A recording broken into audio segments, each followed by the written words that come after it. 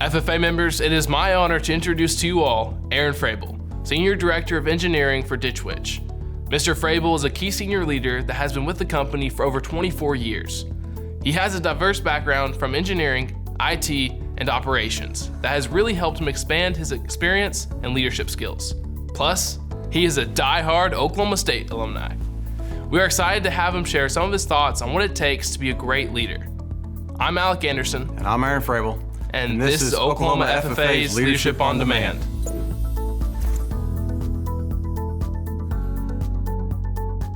Well, Aaron, thank you for being here. Yeah, appreciate it. First question I have for you is, what can young people do to prepare for future leadership roles similar to yours? That's a great question. A lot of things come to mind, but two things really come to mind. First and foremost, one is being versatile, really being open to change. I take it from my own examples. Ever since I was a sophomore in high school, I wanted to be an engineer. That's what I did in college, learned to do and everything like that. And, it wasn't long into my career that I had an opportunity to take a different path, a different change in direction of my career. And that led me into a different department, led me to a vast variety of things to do. But in the long run, it opened the door to my first leadership position, spending a decade in operations as a leader. And I believe if I wouldn't have taken a different path and done a change, even though it was a tough decision, if I wouldn't have done that, it wouldn't lead me to where I am today. The other thing I will say is ultimately stepping outside your comfort zone. You may know where you're headed, or you think you know everything going into a job or something new, but in reality, you probably don't. So you've got to step out of your comfort zone, try something new, and be open to change.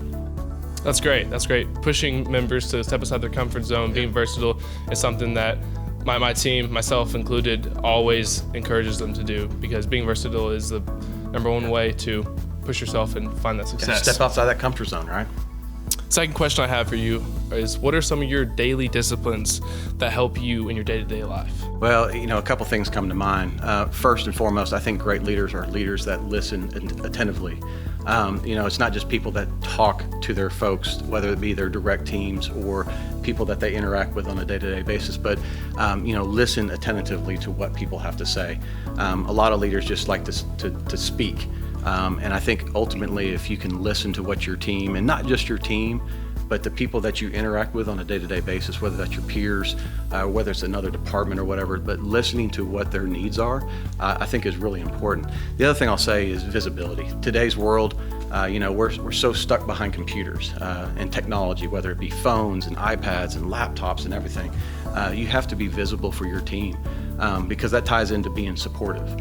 You have to truly support your team. Listen, ties back into listening, and ultimately providing the materials, the equipment, whatever it may need, or whatever your team needs to be effective. I think you have to be supportive of that, and you don't get that unless you listen to them. Right, that's great. I mean, listening is the most important part of leadership, hands down.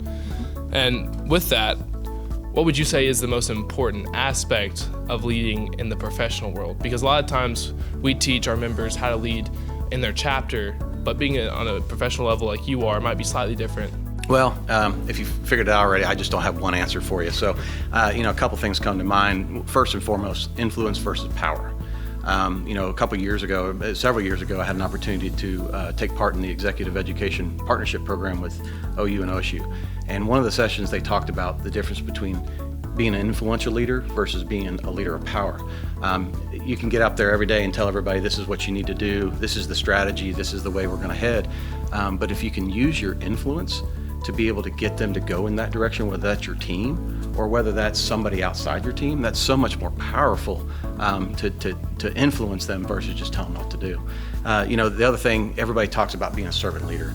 I think that's truly important. Being flexible, stewardship, empathy, listening.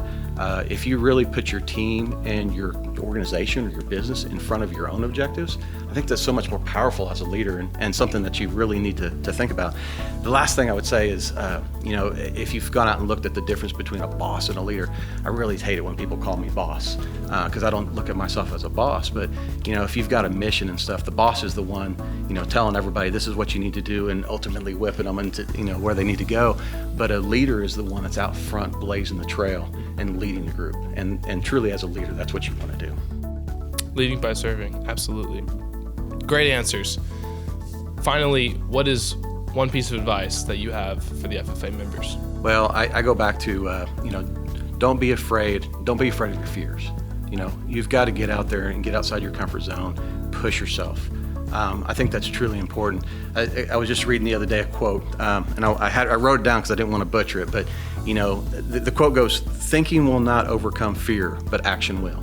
As an engineer, we think everything has to be perfect, and most engineers are perfect, but in reality, we can sit there and think and think and think, but if you never actually go do, you'll never accomplish something. And the last thing I would leave you with is a quote that I actually have on my computer at work.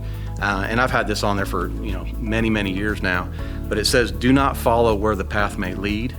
Go instead where there is no path and leave a trail." And I take that back to change. You can just follow down the path, but sometimes there's an opportunity to change and take a different path and leave a trail for you, behind you, for other people to follow. So that's what I'll leave you with. Well, thank you so much for taking time out of your busy schedule to share what it looks like to be a successful leader on the professional level. Appreciate it. Thank you, Alex. Oklahoma FFA, thank you for listening, and we'll see you soon.